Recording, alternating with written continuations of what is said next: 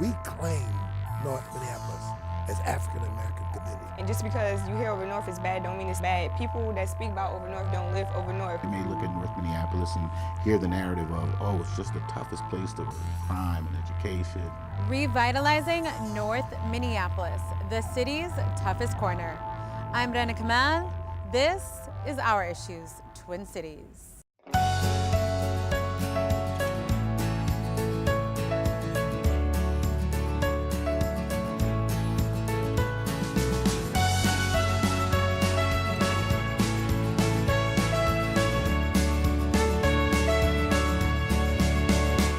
North Minneapolis, one of the most impoverished parts of the city, a place ridden with crime almost on a daily basis, a struggling economy felt by those who live and breathe the North Side. All narratives told countless times by the media. But this is the story often overlooked, the story the community says should be told. This is the North Minneapolis its residents proudly call home. That's Bill English, a prominent figure of the North Side. He calls himself a servant leader of the community. Work brought Bill and his wife to North Minneapolis in the 60s, but it didn't take very long for the North Side to become home. Businesses, the Givens family, others, Brutus Cassius, other names that have long been forgotten, Nellie Stone Johnson, these were all people who helped build a thriving economy along Plymouth Avenue. But in 1967, all of that changed after riots broke out between police and protesters on Plymouth Avenue. The thriving street that once was suddenly was no more. Butcher shops, bakeries, a bowling alley, and a theater, all destroyed. For 30 years, the only new building built on Plymouth Avenue was the Urban League, what you see on the corner there. Down there. Okay? Where UROC is today, that was, you could buy anything illegal on a Saturday morning that you wanted to, anything. And the police station was right here, next door.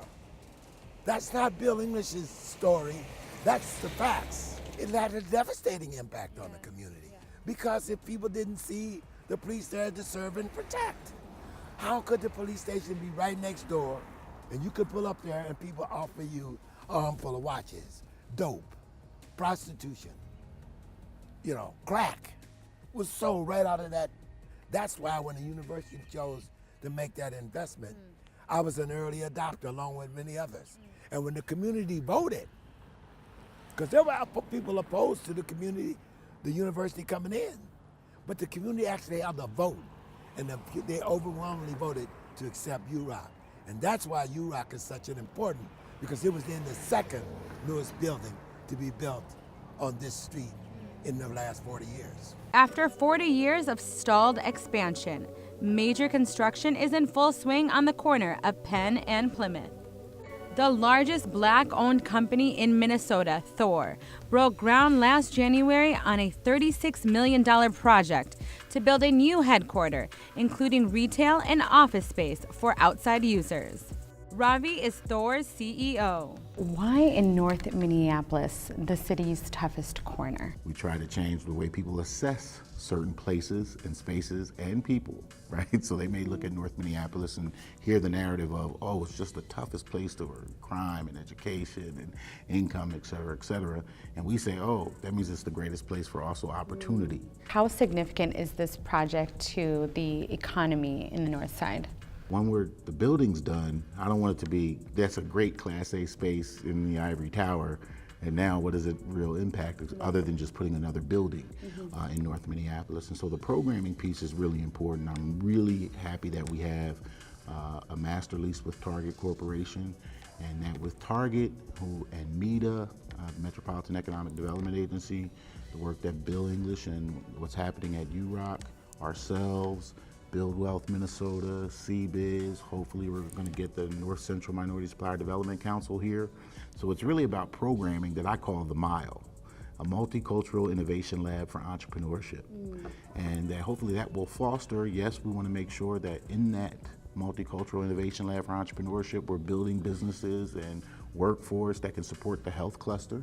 Of Of course, there's going to be big demand in the health cluster because of our partnership strategically with Northpoint. The project will include the expansion of Northpoint Health and Wellness Center, which sees about 25,000 patients a year.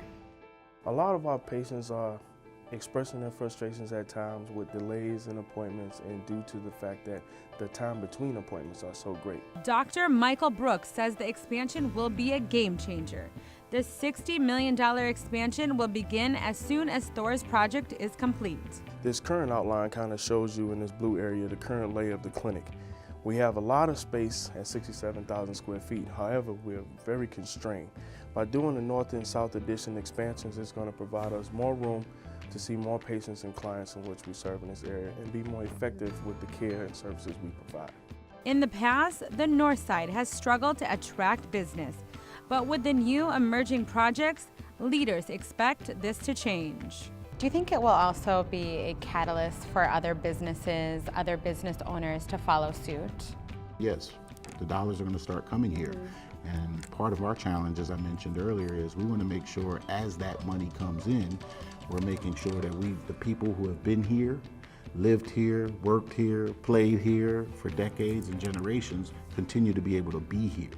And that we make all of these things attainable for them. And so that means that we got to be working on human capital and education opportunities, making sure the health systems, the North Points of the world, are serving people appropriately, making sure that one of the reasons I'm doubling down on creating more of an entrepreneurial culture and focus that can be very efficient. If we can have all of those things kind of happening in this holistic ecosystem approach, then we can really have North Minneapolis be the jewel that we know it to be and realize its full potential. When we return, investing in the young people of the North Side. A drive through North on a Tuesday afternoon in late April, and the streets are somber, quiet, and in many ways peaceful, despite the many critical issues residents face on a daily basis. But that's not the narration often conveyed by the media. Everybody's opinions is not good over North. You gotta think more, everywhere you go is gonna be somewhere negative. And just because you hear over North is bad don't mean it's bad. People that speak about over North don't live over North. It's a lot of programs that kids can get into, and it's a lot of stuff for people to do other than go out there and sell drugs or just shoot and go to jail. It's more than that to North Side. Passion is a junior at North High and an intern at StepUp, one of the country's premier youth employment programs based in Minneapolis. StepUp taught me a lot of stuff, and they taught me the difference between a job and a career. And I know now that I don't want a job, I don't want to live off checks to checks, I want a career. StepUp empowers Minneapolis youth to create bright futures through training and paid internships. 88% of their student interns are minorities, and half of their youth are from the North Side. It's very empowering. They start to see themselves in the workforce. They start to see themselves having their boss's job someday or wanting their boss's job someday and sort of seeing the people around them and saying, this is where I want to be. Anna is the executive director of the program. Many of these students, these student interns, are the future leaders of this city. Why is it so important to invest in them?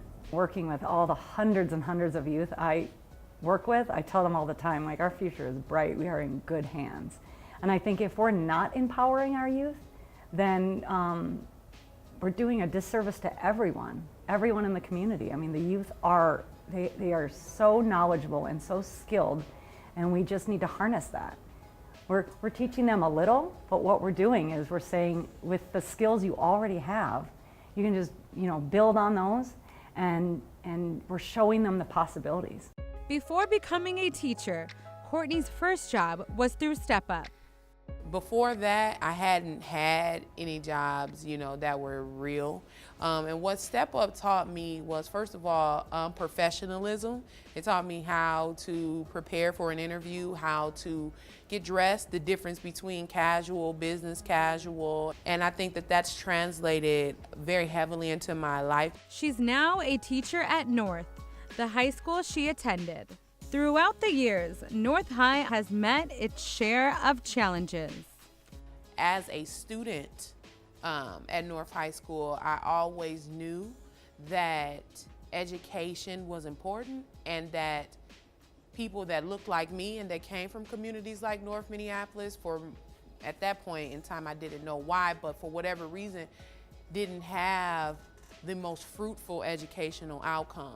Minnesota is one of the top states for education, adult literacy, and high school graduation rates. But that's not exactly the case for minority students. In fact, the largest achievement gap between black and white students is here in the land of 10,000 lakes. It's not an achievement gap, it's an opportunity gap. Heidi Barajas, the Executive Director of UROC, the University of Minnesota's Urban Research and Engagement Center, works to solve critical urban challenges, one being education. Since UROC opened its doors in 2009, they have been working on tackling the opportunity gap. What are you doing to end educational inequity? UROC's work with Northside Achievement Zone, and they've grown exponentially, but that would be for me sort of the way that we as a community would face inequality. And that is that all of us doing the work that we do every day, if we collaborate, can make it stronger and have better impact across. Unless we do that work together, we continue to make small impacts for a low number of people, but this is bigger than that. Heidi says one of the root causes of the gap is how Americans perceive the issue. People think because you have privilege, it means you didn't work hard. I worked very hard. I had 4 children who I raised for a very long period on my own. But that's neither here nor there. My privilege still exists there. And I don't think a lot of people are poor because they deserve to be poor. I think they're poor because they don't have opportunity. I think a lot of kids aren't educated because they don't have the opportunity. And we as a country need to be willing to actually look at all aspects of what it takes for a human being to develop and address those, including healthcare, housing, and education. So it's not just all about education. It's about the whole picture. She believes changing people's perspectives stems down to awareness. Her particular college at the University of Minnesota, the College of Education and Human Development, has the highest percentage of students of color and the highest percentage of low-income students. Why do you think there are so many stereotypes and misinterpretations around the progress of North Minneapolis?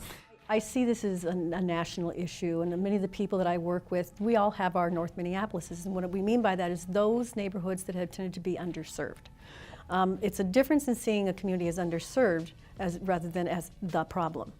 And many of us who work here, people who have lived here for many years and had partnerships with people through here, we all understand that there's a difference between underserved and the fact that there are so many community assets. Some of the things we've been working on is job creation. People here just want to work. The community people who we work with say they go to church on Sundays and people say, do you have any jobs? Do you know of any jobs? And by 2020, the Minneapolis-St. Paul region is expected to have major job shortages. What is the organization doing to respond to this challenge in particular?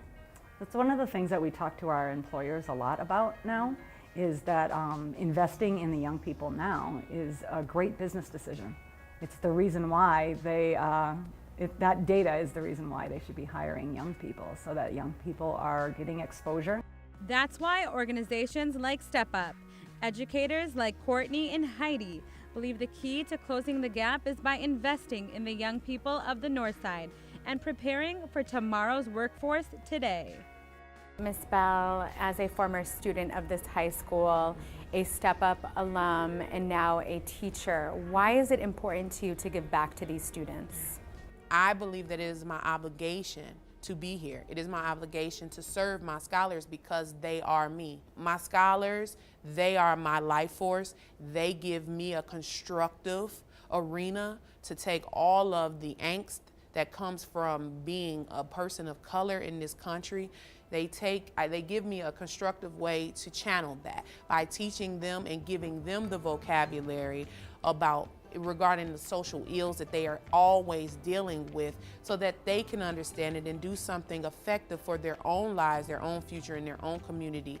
Up next on Our Issues Twin Cities, how one of Northside's rising leaders plans to bring about change.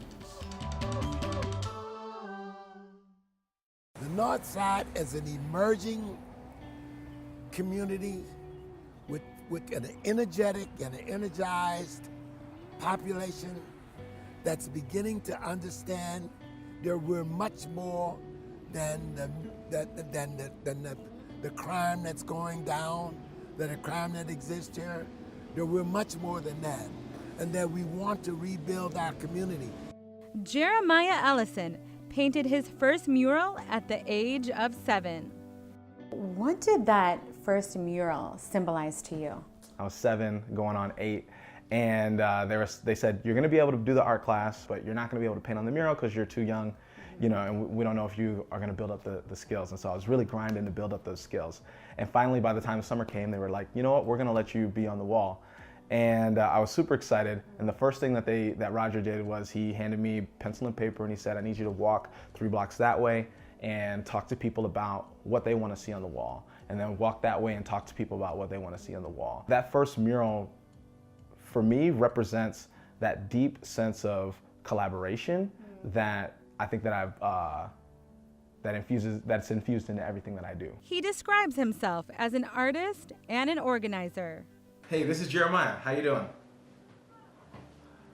I'm doing really well. Just wanted to call and say thank you for coming out to convention and supporting me through this whole process. He's running for city council in Ward 5 in hopes of bringing change to the community he grew up in, all he's ever known. Violent crimes, education, the economy are still significant problems here in North. What kind of future do you imagine for the North Side? We need $15 minimum wage because we know that wages are stagnant.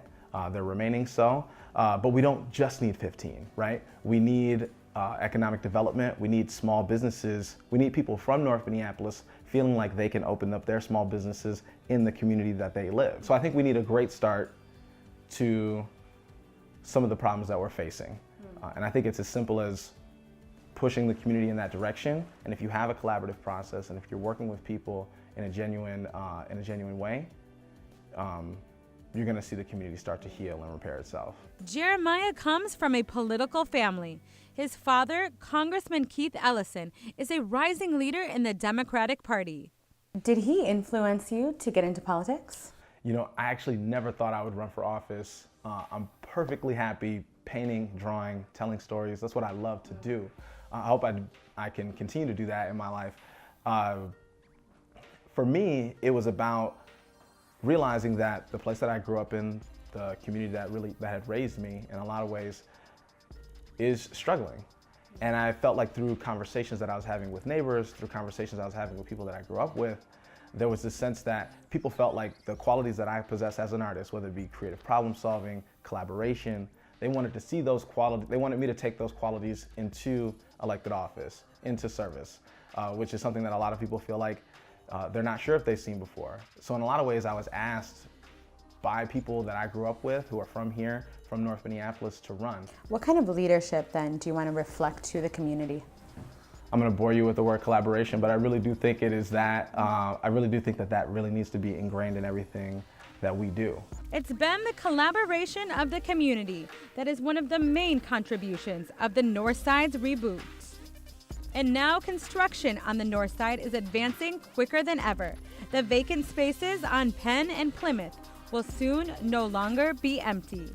How is Thor essentially reclaiming and changing the dynamic here in the North Side as a whole? We're one piece of the puzzle. I tell people, you know, rugged individualism is an illusion. We're not out here doing it alone. It's a cooperative model. It really does take a community, and I define community as when people intentionally behave like they belong together. Yeah. And when people have that intentionality, you get these type of, I think, really creative and innovative solutions. And that's what it's going to take. I really think that we're going to see not only this corridor change, but with all of these different economic developers coming in, these businesses, the jobs that we'll create, the way that we can begin to work with our communities for people who need job training. All of those nonprofit people, we're all working together. I think in 2 years, we're not going to recognize what this place looks like. I look at Northpoint and all of the energy and attention that we're getting right now with this expansion project as being a great opportunity to really show the greater Twin City areas and even broader urban and suburban areas of Minnesota what is really going on in North Minneapolis. really showing the love and passion that our patients and clients have for the area in which they live in, and not necessarily what is always displayed in the media or information that is carried on. It's really going to change the viewpoint of North Minneapolis. What might be the city's toughest corner, the city's poorest community today, is more than that. The North Side is a place with leaders, educators, entrepreneurs, artists, politicians, all working to create change and transform North Minneapolis into a thriving community. It's changing, but it's changing for the best. And it's gonna change with the neighborhood. We claim North Minneapolis as African American community. We're not giving it up to anyone. If you're gonna build here, we ought to own 51% of it. We should be like any other communities. What does this community mean to you? This community, to me, is a creative community. It's a resilient community. It's a tough community. When I think about everything, every quality that makes me qualify for this position, when I think about every reason that people would want me to run for city council in the first place, I think that I got those qualities being raised here. And so the community means everything to me. And making sure that we can represent and then build the kind of strong political voice that the North Side needs is really important. The election for City Council in Ward 5 will be held in November. As for the construction, Thor is expected to finish and open its doors by the time of the Super Bowl in 2018. Immediately after, Northpoint Health and Wellness Center will begin their expansion. Thank you for joining me this week on Our Issues Twin Cities. I'm Rana Kamal. See you next time.